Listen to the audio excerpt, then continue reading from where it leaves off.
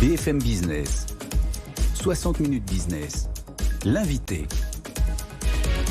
Notre invitée ce midi, c'est Emma Safko, la fondatrice de Wild and Moon. On est ravis de vous accueillir dans cette émission. Bonjour Emma. Bonjour.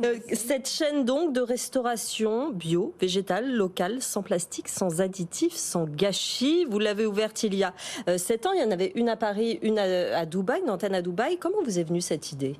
En constatant un peu, on va dire, l'état de la planète, et j'ai eu envie de faire un peu bouger les choses et de créer une marque, on va dire, collective et engagée. Et l'alimentation me semblait un bon sujet pour essayer de m'engager un peu sur ces sujets d'environnement finalement. Parce que là, c'est pas seulement une marque, je veux dire, c'est une chaîne de restauration et on sait à quel point la restauration, effectivement, est entre guillemets mauvaise pour la planète, les plastiques qui sont utilisés, l'utilisation des produits, leur origine, il y a tout un tas, en fait, tous les postes sont à améliorer en termes d'environnement, d'éco-responsabilité. Vous vous êtes-vous attaqué à tous ces postes en même temps, donc dans l'origine des produits, le recyclage des emballages? Est-ce que avoir une chaîne de restaurant 100% propre, 100% bonne pour l'environnement, c'est possible ou il y a encore des choses à améliorer? Il y a encore énormément de choses à améliorer, beaucoup de choses. Ce qui est sûr, c'est que moi, je suis vraiment partie du constat que l'alimentation dans son industrie, en tout cas, crée et provoque, on va dire, un tiers des émissions de CO2 et qu'on a une vraie responsabilité pour essayer d'améliorer les choses. Et j'avais pas envie de créer simplement un business sur un de ces sujets, mais vraiment sur tous pour qu'on ait vraiment une entreprise qui fait du bien. Et donc, il y avait des sujets, effectivement, comme le fait d'être complètement végétal, le fait de s'engager aussi sur le packaging, sur vraiment un autre sujet qui est très important pour moi, c'est le gâchis alimentaire, qui est un sujet global aujourd'hui. Et donc, j'avais envie que cette marque, finalement, porte toutes ses valeurs. Je ne dis pas qu'on est parfait, loin de là, mais en tout cas, on s'y attelle.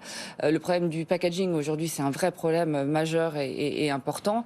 Et on a été jusqu'à trouver aujourd'hui des packaging qui sont donc faits de matières c'est complètement végétal, ce qui veut dire que quand ça se biodégrade, ça provoque aucune toxicité dans les sols.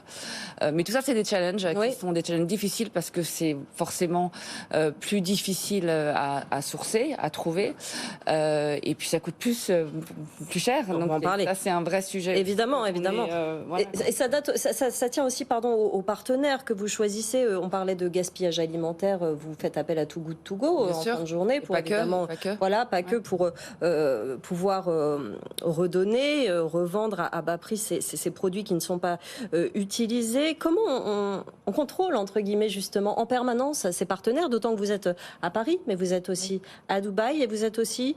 À Amsterdam. À Amsterdam, c'est ça.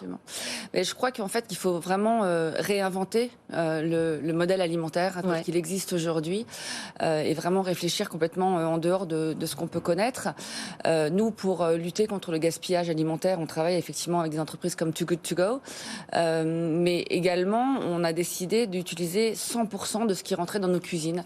Ce qui veut dire qu'on va penser à des nouvelles recettes à base d'écorce d'orange, de fans de carottes. Oui, une carotte est utilisée entièrement, par exemple. Oui. Entièrement. Quand on presse nos jus, on va récupérer la pulpe des fruits et des légumes, on va en faire de la pâtisserie, des crackers.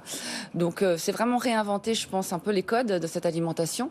Et puis être très soucieux de son inventaire. Ça, je pense que c'est quelque chose de... Nous, on fait vraiment très attention à tout ce qui rentre, tout ce qui sort. Et puis on essaye de pas trop remplir nos réfrigérateurs. On préfère, à la limite, qu'ils soient un peu vides le soir plutôt que de jeter.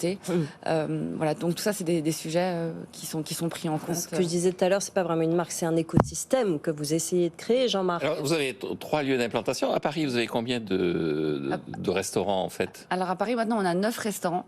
Ah oui. On a 9 restaurants dans Paris. On en a 3 à Dubaï.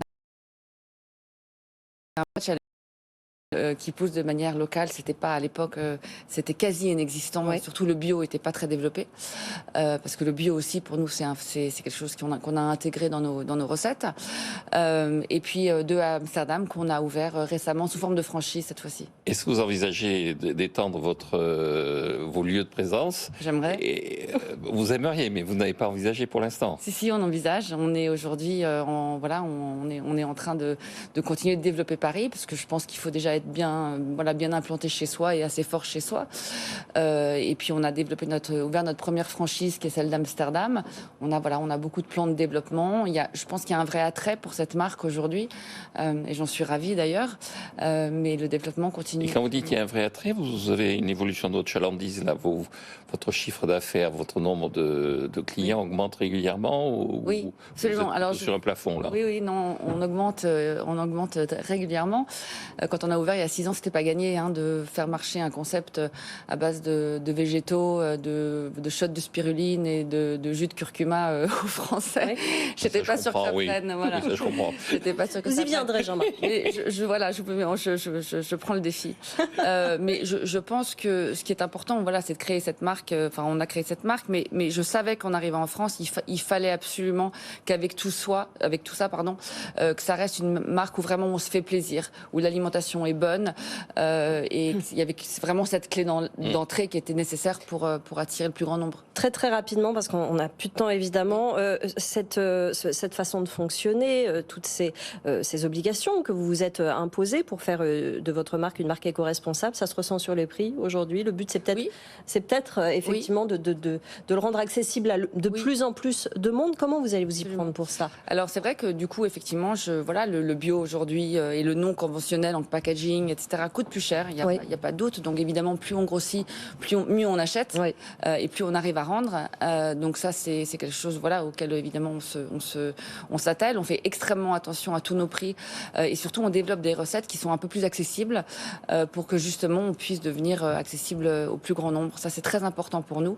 Moi, mon rêve, je le dis souvent, mais ça serait vraiment de développer la marque pour qu'elle puisse devenir, on va dire, aussi accessible qu'un Starbucks. Ben oui, un Starbucks bio, local. Et engagé. Et donc ça, c'est quelque chose de très important. Mais au départ, c'est dur parce que les produits sont chers au départ. C'est des produits de très grande qualité. Et donc du coup, effectivement, on travaille beaucoup là-dessus. Mais absolument optimisé. Et c'est vraiment l'idée. Merci beaucoup, Emma Safko, d'être venue nous voir, fondatrice de White and the Moon. Jean-Marc, je vous mets au défi. Il faudra goûter les jus White and the Moon, les produits White and the Moon. Avec votre fille qui est déjà convaincue. Je sais que j'ai quelqu'un de mon côté. Merci beaucoup, Emma Safko. À très bientôt.